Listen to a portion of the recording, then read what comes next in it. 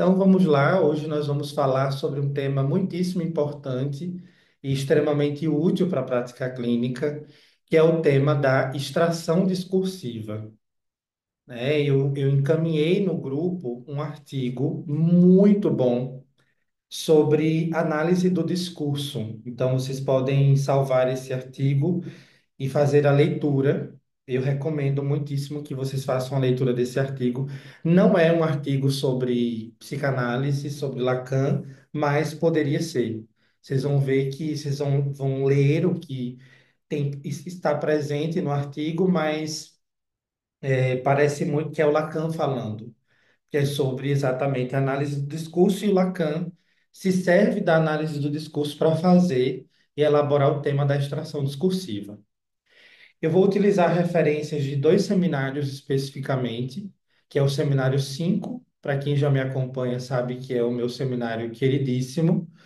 Eu brinco que se o seminário de Lacan tivesse numa fogueira e eu tivesse que salvar apenas um, eu salvaria o seminário 5 pela importância e relevância da teoria simbólica, da constituição do sujeito que está nesse seminário.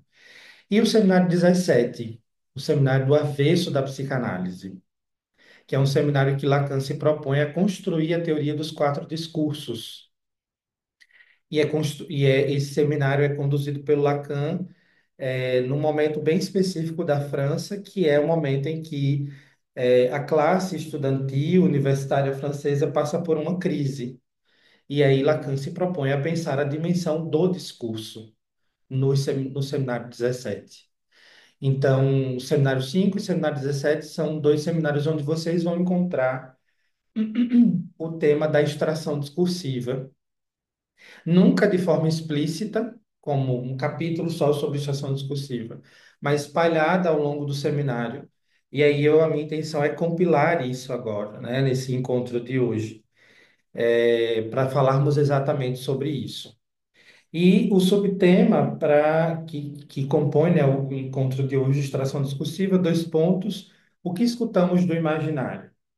Essa questão, eu acho que Patrícia está aqui. Eu construí num grupo de supervisão, enquanto eu escutava um caso clínico na semana retrasada era um caso específico, e aí eu ficava me perguntando, né, acompanhando muitos analistas, eu percebo que muitos têm essa dificuldade de escutar para além do imaginário, né? E a extração discursiva está exatamente além do imaginário. E aí nós vamos tentar entender hoje o que é o discurso imaginário, o que é o discurso simbólico e o que é o discurso real. E aí eu vou partir do pressuposto que vocês sabem minimamente o que é o noborromeano, para a gente poder construir juntos esse percurso de hoje. Mas de pronto, nós precisamos estabelecer uma diferença entre duas questões específicas: o que é linguagem e o que é discurso. São duas coisas distintas e que, se nós não sabemos a diferença, nós precisamos estabelecer. Qual é a diferença entre linguagem e discurso?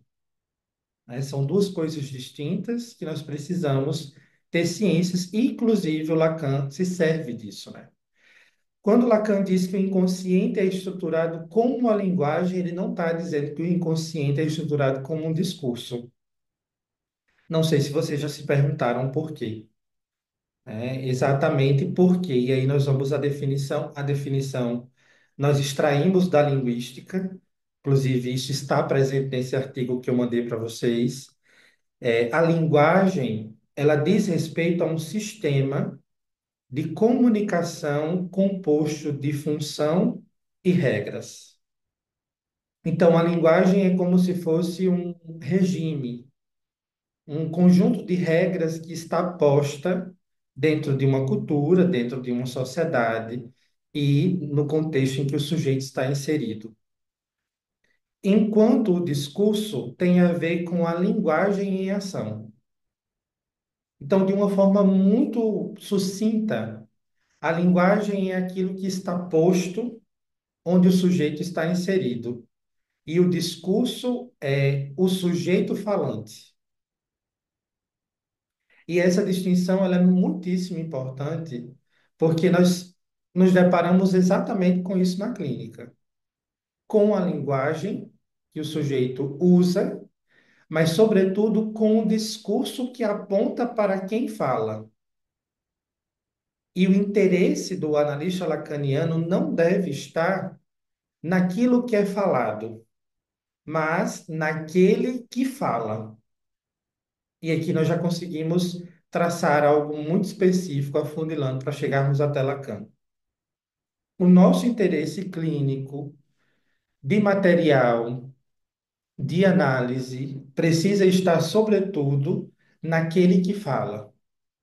E é aqui o interesse de Lacan pela teoria do discurso.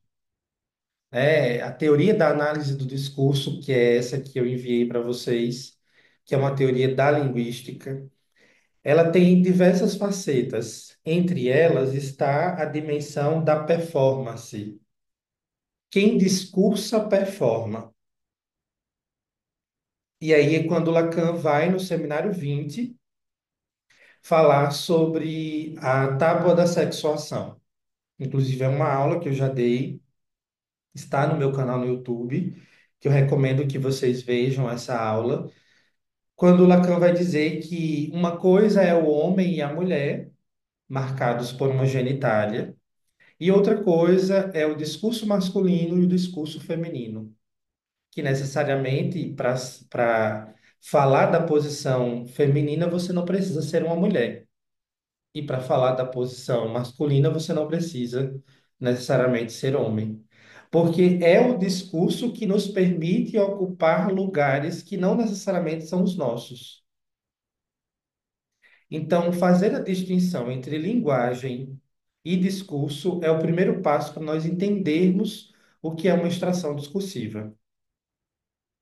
Então, de pronto, quem chega para você no consultório não chega te falando prontamente do discurso, chega falando quase sempre de um contexto. Do contexto em que vive, do contexto que vem, dos traumas que viveu, da fome que passou, do medo que está vivendo, da desilusão da própria vida. Quem vem até você fala, sobretudo, de um contexto. E é aqui onde nós já conseguimos localizar de pronto o que nós vamos chamar hoje de discurso imaginário. E o que é que viria a ser o discurso imaginário? E eu vou abrir aqui o quadro, peço que vocês fiquem com o mouse estabilizado no canto da tela e eu consigo usar de forma tranquila, sem vocês ficarem mexendo. Então, deixem o mouse no canto da tela. Fazer aqui três linhas que dizem respeito os três registros do Novo Romeano.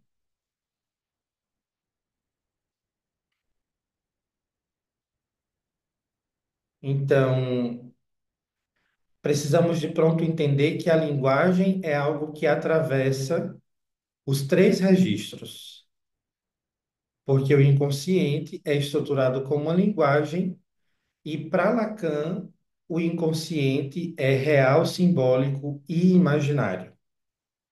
Se o inconsciente é real, simbólico e imaginário, consequentemente, eles são também atravessados pela linguagem e compõem a estrutura da linguagem. Então, vamos guardar essa definição de que a linguagem é um conjunto de regras, né? Então, por exemplo, na língua portuguesa nós temos especificidades, figuras de linguagem, né? Regionalidades, sotaques, expressões, neologismos. Então, isso são as regras que compõem a linguagem que nós estamos inseridos, né? Então, aí onde você mora, em qualquer estado do Brasil, tem uma norma linguística, ainda que inapercebida. Você fala de um jeito, com determinados trejeitos, com determinados encurtamentos de palavras. Então, isso é a linguagem. É a linguagem enquanto um conjunto de regras. né, que está estabelecido, determinado, já desde o nosso, bem antes do nosso nascimento, enquanto seres humanos no mundo. E quando, gírias também, Diego, exatamente, as gírias fazem parte desse conjunto, né? Tudo aquilo que a gente estiver, conseguir abarcar como um conjunto de regras, as gírias de grupos, né? Tem grupos de adolescentes que têm gírias específicas, né? Grupos, por exemplo, nós na psicanálise nós temos axiomas. Eu fico brincando que quando tem dois psicanalistas e um grupo de amigos que não trabalham com psicanálise, geralmente as pessoas não entendem nada, né? Eu saio com os meus amigos e às vezes tem um psicanalista ou outro e a galera fica, o que é que vocês estão falando? Estão falando inglês, né? Estão falando grego que ninguém entende. Então, nós temos uma linguagem específica. E quando falamos de linguagem, nós não estamos falando necessariamente da fala. Nós estamos falando desse conjunto de regras que regem a nossa fala. Então, acho que é importante vocês entenderem essa separação que o Lacan faz, principalmente no texto Função e Campo da Fala e da Linguagem, que é um texto primordial para quem quer entender a teoria do significante lacaniana, é um texto que está nos escritos, onde ele vai colocar exatamente aquilo que o Saussure pensa, né? E o Saussure traz a teoria do signo, do significado significante, mas, sobretudo, as normas que regem a nossa língua. Então, aqui na Paraíba eu tenho uma forma de falar, você que está no Sudeste, você tem uma forma de falar, no Sul, no Norte, enfim, né? Onde quer que você esteja, tem um conjunto de regras que regem e que determinam como você fala, né? E aí você, ao longo da vida, vai aprendendo como falar de uma forma diferente. Mas a linguagem, ela é soberana, exatamente porque ela existe antes de nós. A lógica desenvolvimentista, do que vem primeiro, né, que a sociologia trabalha, que vem primeiro, o indivíduo ou a sociedade, a linguagem, que a linguagem está antes de nós. E aí o Lacan vai estabelecendo essa diferença, e isso fica bem específico no seminário 5 nesse texto, função em campo da fala, no texto a instância da letra no inconsciente, no texto a carta roubada, são textos importantíssimos para quem quer entender a teoria dos significantes, a teoria da linguagem do Lacan. E, pensando a noção da linguagem, nós vamos ter o real simbólico imaginário atravessado por isso, né? Então, quando nós estamos falando de um contexto. Quando o paciente ele chega para nós no consultório e ele diz, ó, eu sou filho de fulana, de Beltrano e aconteceu-me isso quando eu era criança. Nós estamos falando de um discurso, de um discurso imaginário.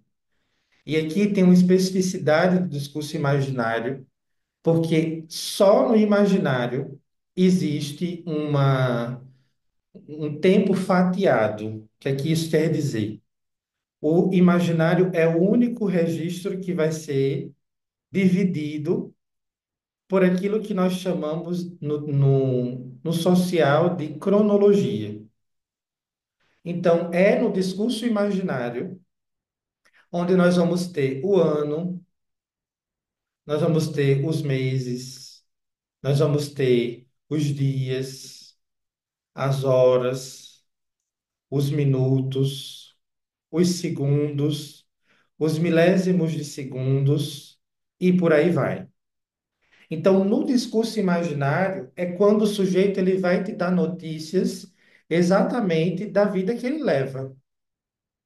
Então, quando a gente faz as entrevistas iniciais dos nossos pacientes, quando eles chegam no consultório, tá, me fala de você. Quem é você? Por que você me procurou? Então, esse discurso imaginário, e aqui nós vamos precisar fazer uma definição de imaginário. Lacan vai fazer várias definições ao longo do ensino dele. Mas nós vamos ficar com a definição lacaniana de que o imaginário é o registro do sentido,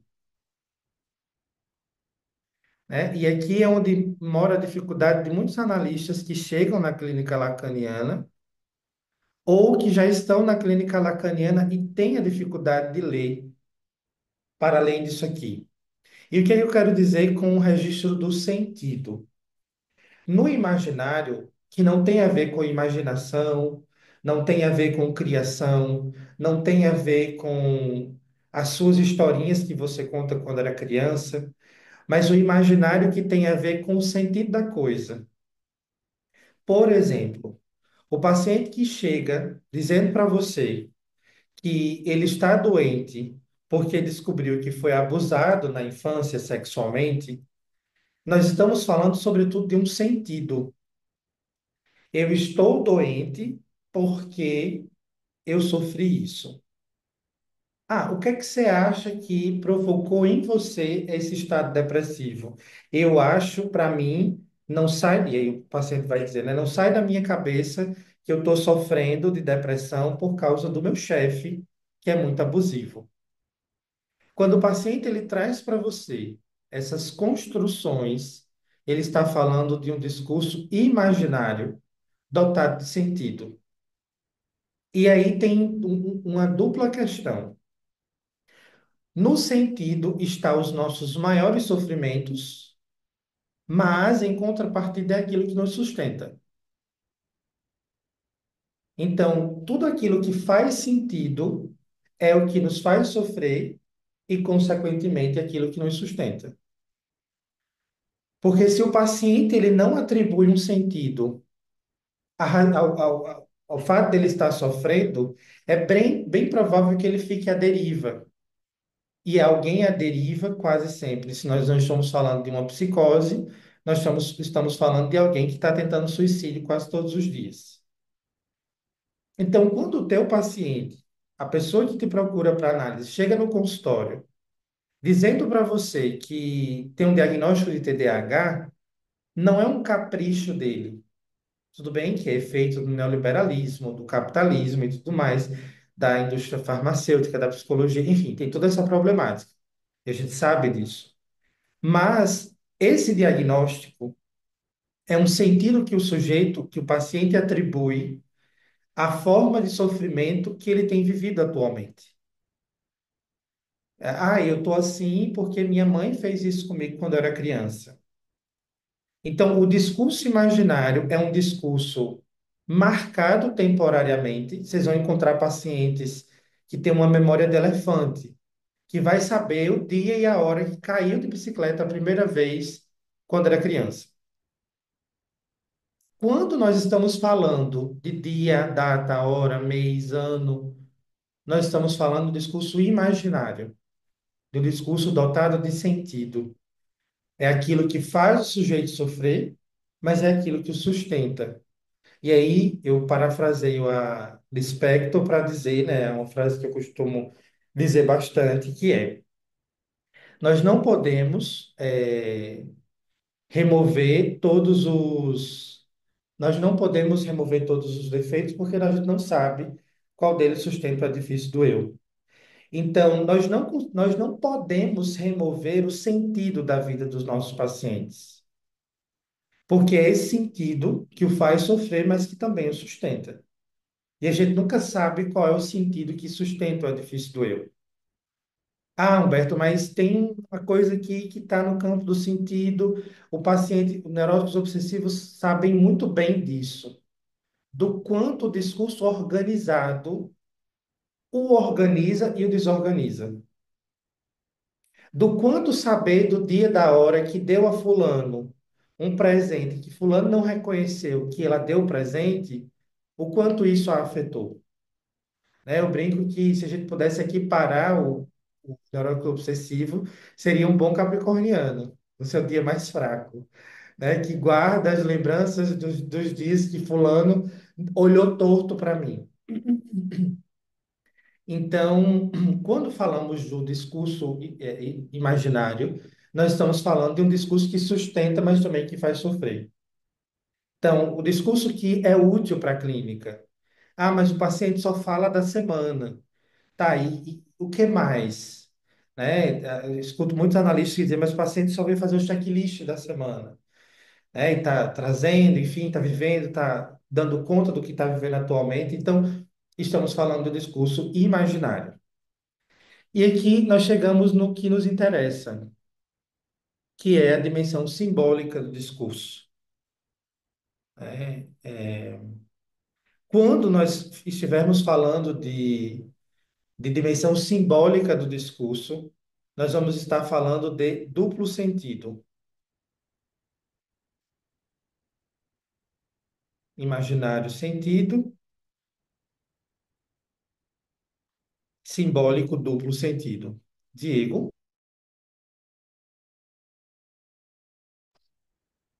Boa noite.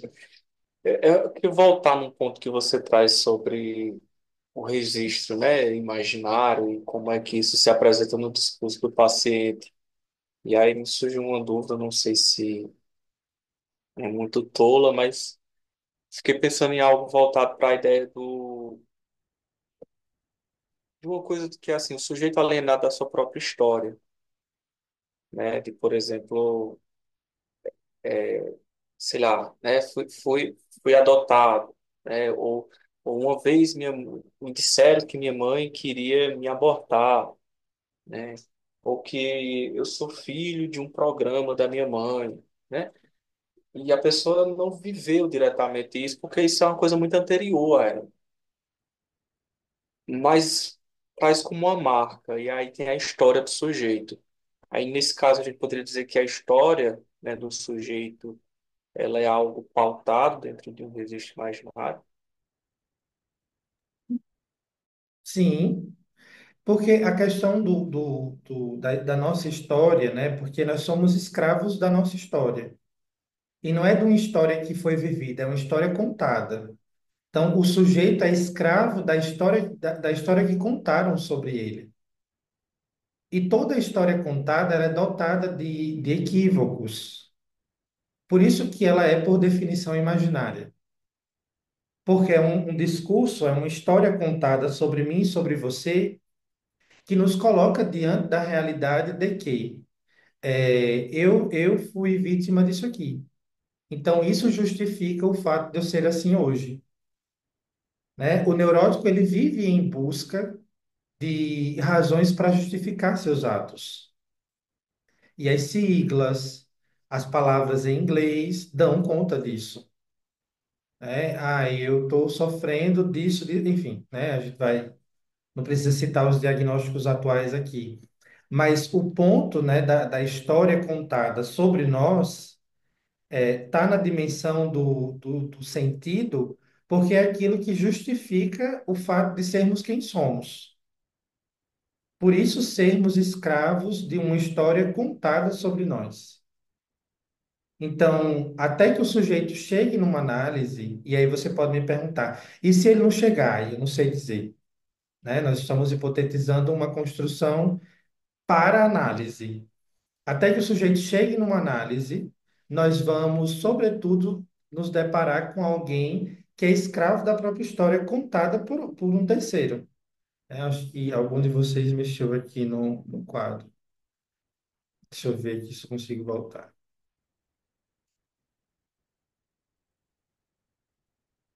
Eu acho que é você, Edgar, que está mexendo.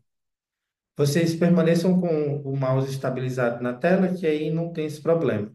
Se não estão vendo a tela, vocês vão precisar localizar onde está essa tela aí no quadro de vocês. Senão eu abro de novo.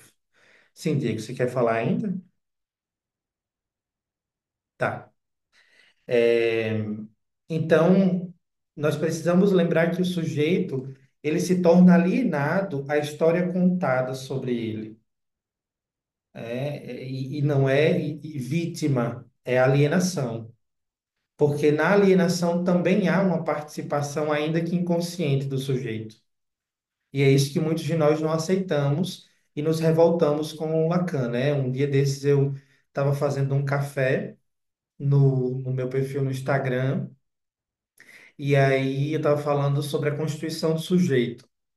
E aí uma pessoa veio nos comentários dizer que eu disse assim, a criança também participa da sua constituição enquanto sujeito. E aí alguém veio e disse, é, eu discordo porque Você está dizendo que a criança que é abusada sexualmente, ela consente naquilo. Não falei nada disso. Tem nada a ver com ser abusado. A questão é que nós generalizamos a coisa. A gente leva logo para o campo do sentido. E aí fica numa compreensão teórica só imaginária. E a gente não chega em lugar algum. Quando eu me refiro, e quando Lacan se refere, porque é o Lacan quem diz isso, que o sujeito participa da sua constituição, a questão é só porque o sujeito participa da sua constituição que ele pode criar a própria versão dos fatos. Se nós fôssemos vítimas da nossa constituição, nós não poderíamos fazer nada a não ser tudo que desejaram para nós.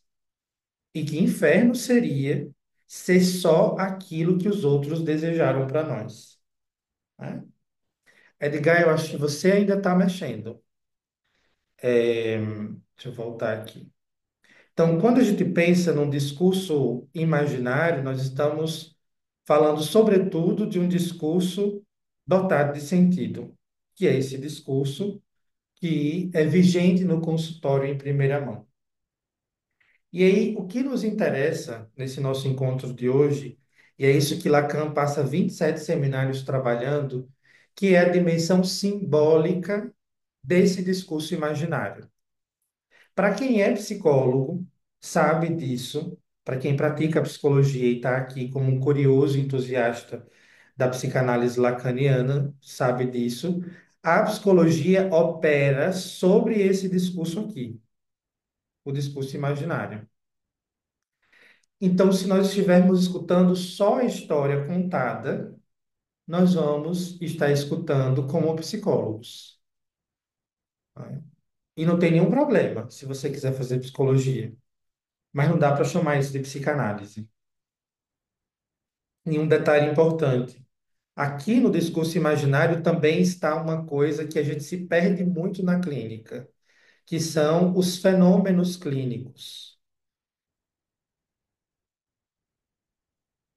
Todo fenômeno clínico, ele é imaginário. Ah, o paciente veio com uma conversão no braço. O paciente pensa demais. O paciente tem rituais. O paciente tem um medo específico. O paciente tem essas questões no corpo. Então, isso é neurose histérica. O paciente tem toque, então é neurose obsessiva. Não é. Não para o Lacan. Então, quando nós estamos falando do discurso imaginário, nós estamos, inclusive, falando dos fenômenos clínicos, que é esse momento, que é essa parte do discurso imaginário que vislumbra a nossa escuta. E aí nós precisamos lembrar que a clínica dos fenômenos é a clínica freudiana.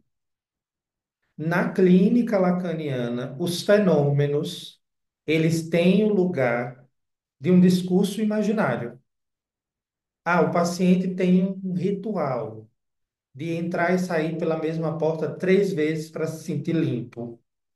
Ele precisa lavar o cabelo 7 vezes para poder se livrar da culpa de ter se masturbado. É neurose obsessiva. Não para o Lacan. Fenômeno não caracteriza estrutura clínica. Guardem isso em letras garrafais nas anotações de vocês. Fenômeno não caracteriza e não define estrutura clínica no Lacan. E aí nós chegamos no simbólico. Enquanto o imaginário é o registro do sentido, o simbólico é o registro do duplo sentido. E diferente do primeiro discurso, o segundo discurso, que eu estou chamando assim, é imaginário. No imaginário só há um corte, diferente do primeiro, que é fatiado. O imaginário só há um corte, que é o corte que se refere ao duplo sentido. Então, o que seria, e aqui nós chegamos à definição de extração discursiva. O que seria extrair o discurso? O que seria extração discursiva, então? Você está ali escutando o seu paciente nas entrevistas preliminares e, a princípio, não tem nada que chame a atenção para uma análise. O paciente não fez questão, não traz uma queixa específica, é tudo muito organizado, muito pronto, muito perfeito. Porém, esse trabalho da extração discursiva é algo feito pelo analista. O papel do paciente é falar, e falar o que vier na cabeça. O papel do analista é extrair o discurso. E quando a gente fala de extração discursiva, algumas questões precisam estar em jogo, né? Por exemplo, lembre que o registro do sentido barra imaginário é o registro que traz consigo toda a história do sujeito. Filho de quem, mãe de quem, tia de quem, fala de quem, enfim, né? Você vai saber, às vezes, da família do paciente, se ele der abertura, você sabe o dia do batizado do filho mais velho, né? Porque ele vai contar para você. O nosso interesse, como analistas lacanianos, é se perguntar quem é esse sujeito que nos fala sobre o batizado do filho mais velho. O que é que essa pessoa está querendo nos dizer quando fala do batizado do filho mais velho? Para quem ele está falando? De quem ele está falando? Qual é a imagem que ele tem, que essa pessoa tem desse filho mais velho? A quem interessa saber desse conteúdo que está sendo falado? A primeira pergunta que o analista lacaniano precisa fazer é, quando escuta uma história do seu paciente, quem fala? É quase, é quase telemarketing, né? Diga seu nome e a cidade de onde está falando. Acho que a telemarketing faz extração discursiva melhor do que a gente, né? A gente chega na telemarketing dizendo assim, eu quero logo resolver meu problema, qual é o seu nome e de onde você está falando? A telemarketing não está interessada primeiro no seu problema, ela está interessada em quem é você. E a gente não vai perguntar isso necessariamente ao sujeito, à pessoa que está falando. Às vezes sim, mas a pergunta precisa ser a do analista, né? O que é que ele está querendo dizer com isso? Ele está falando da mãe, mas eu quero saber do que ele faz diante dessa mãe, né? E aí eu exemplifico isso melhor com um caso clínico de uma supervisão, que uma vez eu escutei uma analista muito angustiada com um caso clínico de um rapaz, um jovem muito bem sucedido na sua profissão. E esse rapaz, ele vivia muito bem na sua profissão, mas vivia muito mal com os pais, porque os pais eram muito homofóbicos, ele era gay, ele é gay, e os pais, o pai principalmente era muito violento, com as falas homofóbicas. E além da profissão que ele exercia, muito bem sucedido, ele era artista plástico. E ele postava as imagens que ele fazia no Instagram. E aí teve um dia que o pai ligou para ele e disse: Ó, você não é artista, remova isso, porque isso é ridículo. Ninguém está interessado nas suas artes. E aí a analista trouxe o caso para a supervisão muito angustiada, porque queria fazer alguma coisa para que esse sujeito fizesse alguma coisa, né? Ou barrasse essa violência dos pais. E aqui a gente não está ignorando o fato de que os pais estão sendo homofóbicos. Mas de pronto, e é isso que eu trabalhei com a analista, o que nos interessa não é a homofobia que os pais estão fazendo com o filho. Claro, isso é crime, mas a gente não pode fazer nada com isso.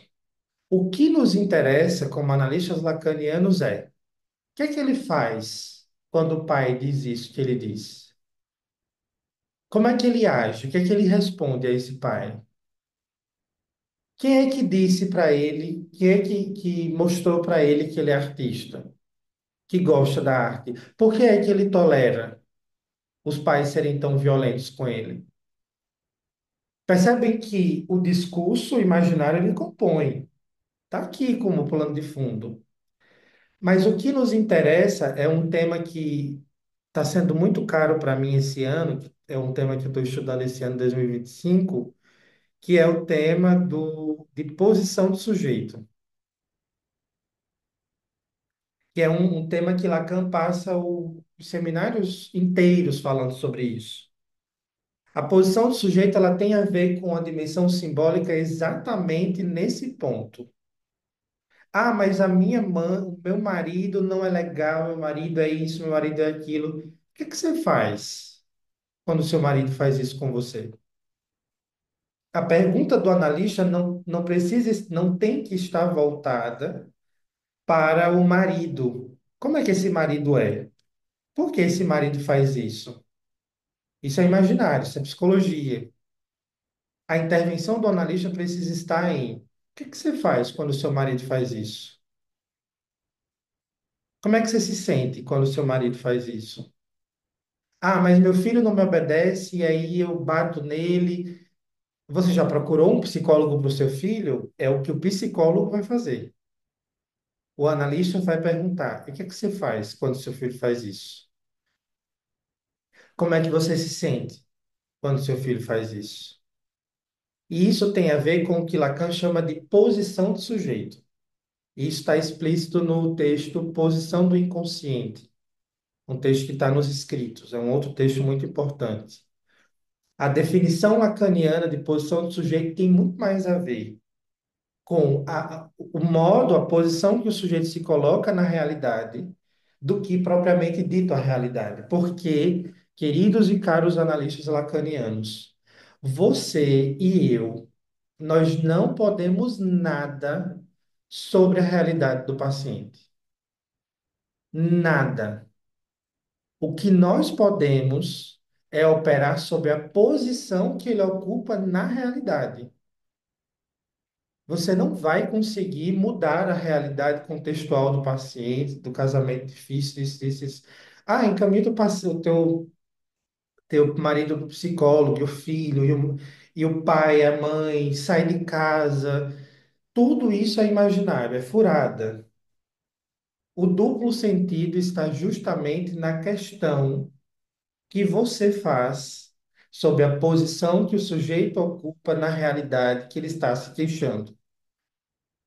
Isso é extração discursiva. É saber do sujeito como é para ele estar nessa posição que ele está nos dizendo na sessão. E é isso que nós fazemos em parceria com o nosso supervisor. É extrair o discurso da fala.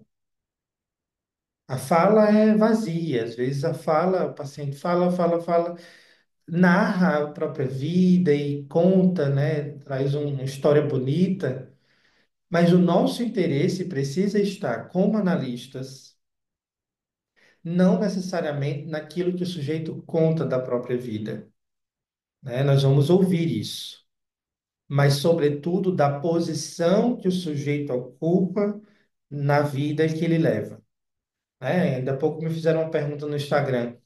O que é que marca uma entrada em análise? Para mim, é muito claro. O que marca uma entrada em análise é uma questão que o paciente faz sobre a vida que ele está levando. O que é necessário para entrar em análise? Não precisa estar sofrendo. Precisa se ter uma questão sobre a vida que se leva. A vida que você está levando, que vida é essa? Que você está vivendo assim? Quem disse que você precisa viver assim? Liz? Oi, Humberto, boa noite a todos e a todas. Então, eu fiquei na dúvida aqui porque quando você traz esse relato, né, da pessoa que sofreu uma violência, né, dos pais, você perguntando o que é que ele faz com isso, você também pergunta, você deixa claro que você não tá, tipo, relativizando ou banalizando a violência, porque muitas vezes isso pode ficar como você recebeu, né? Aquela pergunta que você falou, como se você estivesse, como se você não tivesse levando a sério ou tivesse menosprezando, sabe, o crime, sabe a pergunta.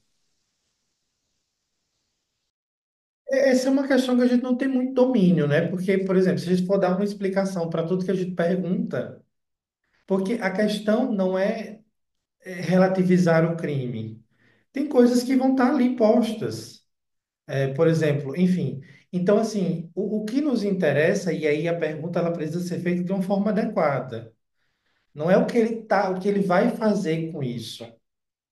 O que é que você faz quando o seu pai faz o que faz? Porque se a gente se interessa pelo crime, tá, você pode fazer o que com isso, enquanto analista? O que é que você pode fazer diante da homofobia do pai? Mandar matar o pai? Mandar prender o pai? Neste caso, a questão é, o que nos interessa na análise é, o que é que você faz quando seu pai faz isso? Porque o que nós podemos fazer você sabe que você pode se defender. Você sabe que você pode dizer não a esse pai. É com isso que nós trabalhamos na clínica. Porque se a gente for para essa dimensão do. é, tá, deixa eu ver aqui. Se a gente for para essa dimensão. Se a gente for para essa dimensão do crime, de entender que toda pergunta. Porque a questão da pergunta não é apontar que o sujeito é responsável pela própria vida. A questão da pergunta é entender qual é a posição que o sujeito está ocupando diante daquilo. É isso que nos interessa. E não podemos também acreditar sempre nas verdades postas, se há verdade. Muito bom, Ana.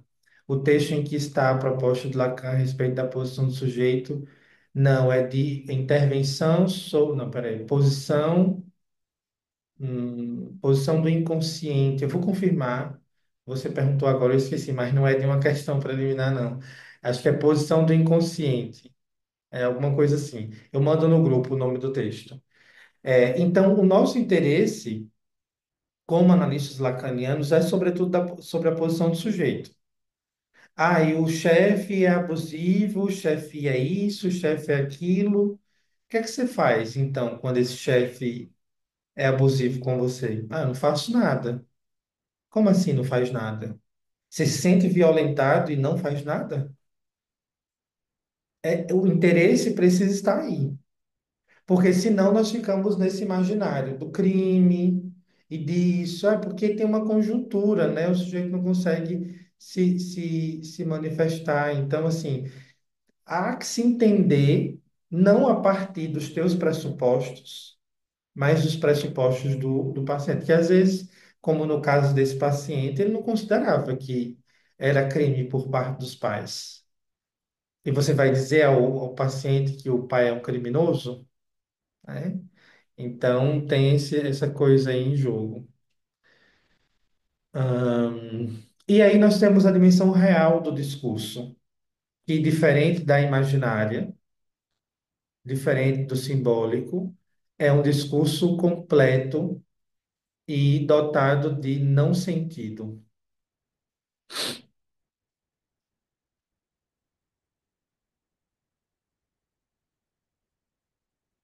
Eu gosto muito dessa definição lacaniana dos três registros. O imaginário é o registro do sentido, o simbólico, o registro do duplo sentido, e o real, o registro do não sentido. Exatamente porque na dimensão real, né, ao real lacaniano, além de não faltar nada, nele nada há sentido. Então, no registro do real, nós temos a plenitude da coisa. Exatamente que uma vez lançado no real, nós vamos ter exatamente nada significado. E o registro do real é algo que faz parte do discurso do sujeito. Então, tem algo no discurso do sujeito que vai ficar sempre por ser simbolizado. E é por isso que uma análise às vezes demora tanto. Porque na lógica do real tem sempre alguma coisa que resta, que fica de fora da simbolização. Então, por exemplo, vão ter coisas na nossa vida que a gente vai analisar boa parte da vida, né? Nós vamos levar e levar de novo para análise, mas tem uma coisa que fica. E essa coisa que fica no discurso, que é impossível, é o que aponta para a dimensão do não sentido. Então, na lógica do não sentido, e aí se sobrepõe nos discursos, por exemplo, quando nós escutamos na clínica depressivos, por exemplo. Nós vamos escutar no discurso do depressivo uma pessoa desiludida, sobretudo, né? Uma pessoa que se depara com, na ordem do desejo, algo que aponta para a desilusão, para o desinvestimento da própria vida. Então, quando a gente pensa a noção da clínica, né, e a pergunta do nosso encontro de hoje, o que é que a gente escuta do imaginário? A nossa preocupação enquanto analista sempre precisa ser escutar a posição do sujeito, escutar a história, mas escutar a posição do sujeito, entendendo que da história contada existe uma posição do sujeito ali. Não tem a ver, mais uma vez eu repito, com responsabilização subjetiva. Isso não é Lacan. Não tem a ver com responsabilização, tem a ver com posição. E posição não é o que você vai fazer do que você está se queixando, é o que você está fazendo nessa queixa específica. Então, o que é que nós escutamos do imaginário? Posição do sujeito. E aí a gente vai precisar destrinchar, porque nós não vamos entender isso num encontro só, né? Por isso que a minha intenção é provocar em vocês saber e saber um pouco mais. Ana está explicando aqui o que Liz perguntou sobre se há verdade, não há investigação. Se há, eu gostei muito, Ana, dessa sua frase. Se há sentido, não há investigação. Se o paciente sabe que isso é isso, que 2 mais 2 é igual a 4, não tem análise. Se posicionar, se colocar, levar o paciente a se implicar naquilo que ele traz, o que é dele. Exato. Ana, fique à vontade. Boa noite, gente. Posso dar um exemplo também meio provocador, já que você trouxe uma situação de um abuso? Por exemplo, no real e nessas convenções de linguagem entre nós, a gente entende que um pai fazer coisas com filhos ou com pessoas da família não é correto, é amoral e é crime, pode ser crime. Porém, nesse lugar imaginário, pode ser uma história de amor. A pessoa pode não entender, por exemplo, que eu estou sendo abusada e que isso estrutura o que eu vou entender como amor, que talvez violência seja amor, enfim, eu provoquei aqui, né? Porque eu posso ser apaixonada por aquele que me abusa, eu posso ser apaixonada por aquele que me agride. Então, vou deixar aqui uma coisa bem provocativa que soma com você um pouco para dar uma ilustração aqui da dúvida do que é investigação, né? Tem um texto do Freud da fantasia do bater, né? Bate-se numa criança. Então a gente fantasia sobre coisas e não. Então, se eu tomo como, meu Deus, aconteceu aqui um estupro, aconteceu aqui um crime, o que que eu faço? Eu já fui muito incomodada também por isso, assim, perguntava para os meus professores legalmente de como é que é. É como um padre, né? A gente vai se haver com os restos disso nas supervisões e na própria análise, porque vai que não é um crime, né? E aí eu faço um movimento todo acusatório, e isso pode ser um problema gigantesco, né? Também não posso dizer, como você disse, se eu estou vendo que a pessoa está sendo violentada e ela não, não sou eu que vou pôr esse nome, não sou eu que vou nomear, né? Então era isso. Excelente contribuição, Ana. Muito obrigado. Acho bom esse tema do abuso, mas vou ficar com com esse exemplo da Ana, porque o tema do abuso é um buraco sem fim. Então, a gente fica com esse exemplo maravilhoso que ela traz para pensar a noção de investigação, mas para ficarmos nessa lógica de tudo o que o paciente nos traz é questionável. Se nós tomamos de primeira tudo que nós escutamos, nós estamos sendo psicólogos, não psicanalistas. Porque para o psicólogo, meia palavra basta. Para nós, não. Para o analista lacaniano, meia palavra não basta. É preciso sempre dizer mais. E sempre se pode dizer mais. Então, me contem questões, contribuições, dúvidas. Temos alguns minutinhos aí. Eu organizei 1 hora de encontro para falar para vocês sobre esse tema bem importante. Eu estava com saudade, desses encontros mensais. É o primeiro do ano hoje. Mês passado não deu para fazer. Quero ouvir. Larissa? Oi, Humberto. Eu tô com problema aqui no vídeo, aí eu desliguei, mas vim pro celular, tá funcionando. Eu ia só perguntar, não sei se vai dar tempo, se sumiu aquele desenho que você fez. Como ficou saindo e entrando no meu computador, eu não consegui entender o que que era aquelas letras A, M, D, embaixo PS, se você puder só comentar. Se der, se não der também tudo bem. Eu vou pedir que alguém que fez print e anotou compartilhe com você, que eu não lembro. Eu Ah, mexi a tranquilo. tela e a tela não fica gravada. Então, se alguém fez as anotações e puder compartilhar com Larissa, eu agradeço. Alguém quer trazer alguma questão? Lucas, fique à vontade. Opa, boa noite, dá pra me escutar bem? Sim, sim, sim. É, referente à pergunta da Larissa, eu fiz umas anotações aqui, a questão do imaginário era o ano, mês, tal, os tracinhos, e o PS era a posição do sujeito. Mas, enfim, a minha pergunta é referente ao imaginário. Uma certa vez eu escutei de um professor, quando ele estava explicando o real simbólico imaginário, que o pessoal estava fazendo um raciocínio entendendo o real como se fosse realidade concreta. Ele rapidamente quebrou essa fala, dizendo que o que a psicologia entende por realidade concreta é justamente o registro das imagens, o imaginário.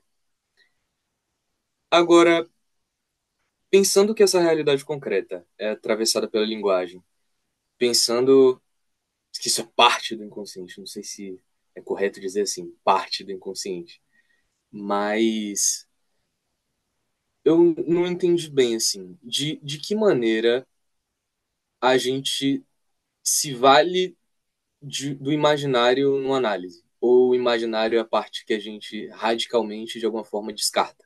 Ou não é isso? Boa questão, Lucas. Essa questão do real é algo que vale um encontro só para falar sobre real. É, Se nós entendermos o imaginário como descartável, a gente não trabalha.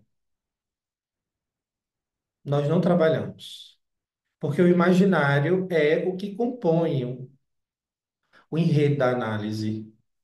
Simbólico é aquilo que é extraído do imaginário. Se nós não temos um discurso imaginário em jogo, se nós não temos a história do sujeito, a história da família, a história do adoecimento e por aí vai, nós não vamos conseguir fazer essa extração discursiva. E tem aqueles analistas lacanianos que vão radicalizar a coisa, né? Ah, não fala da semana, fala de outra coisa. Tá bom, né? O paciente vai chegar falando para você já que tem uma questão de análise. Não tem, ninguém chega pronto para análise. Então, o imaginário, ele compõe uma parcela fundamental da análise, porque é pelo imaginário que nós temos acesso à história do sujeito. As historinhas, como a Ana trazia, referente ao o Bate numa criança, as historinhas que nós contamos para nós mesmos. Isso tudo é imaginário. a construção que nós temos do nosso próprio corpo, do corpo do outro, tudo isso é imaginário. Então, o imaginário, junto ao real e ao simbólico, é o que compõe o enredo da análise. Sem isso, não tem trabalho. Mas talvez aí nós já temos um tema para o Lacato mensal, né? Do mês que vem, sobre o real na clínica. Enfim, vou pensar sobre. Então, nós vamos ficar por aqui. Certamente vão ficar muitas dúvidas e é bom que fique, né? A cabeça pipocando. Se todo mundo, se alguém está saindo daqui entendendo, assista a aula de novo, porque você não entendeu nada. Então, muito obrigado por vocês estarem aqui nessa quarta-feira e convidar vocês, né, para participar do Laboratório das Estruturas Clínicas, que começa semana que vem, do grupo do Seminário 1, que a gente está no capítulo 2 ainda, nas segundas-feiras. Enfim, tem muitas atividades aí em jogo, os grupos de supervisão, então serão bem-vindos caso tenham interesse. Então, gente, muito obrigado. Bom descanso para vocês e qualquer coisa eu estou lá pelo WhatsApp. Mandem questões, caso precisem falar. Beijo. Obrigada, beijo.